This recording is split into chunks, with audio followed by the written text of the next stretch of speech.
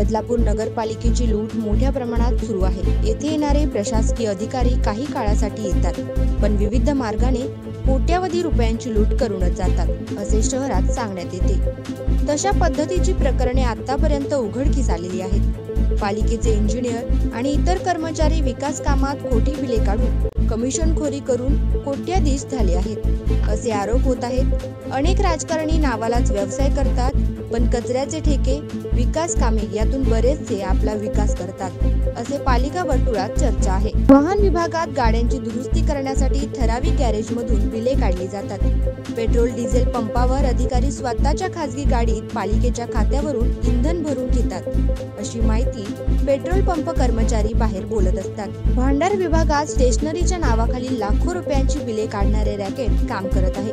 अशातच पालिकेची कोट्यावधी रुपयांची मालमत्ता आता शहरातील समाजकंटक उघडपणे लुटत असल्याचा प्रकार उघडकीस आला आहे।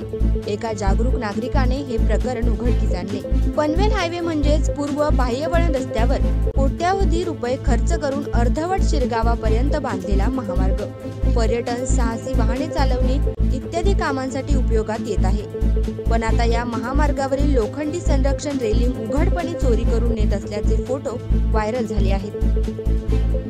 याबाबत पालिकेने चौकशी करून प्रशासक मारुती गायकवाड यांनी तथ्य लोकांना सांगितले पाहिजे। या फोटोची सत्यता पडताळून पाहिली पाहिजे।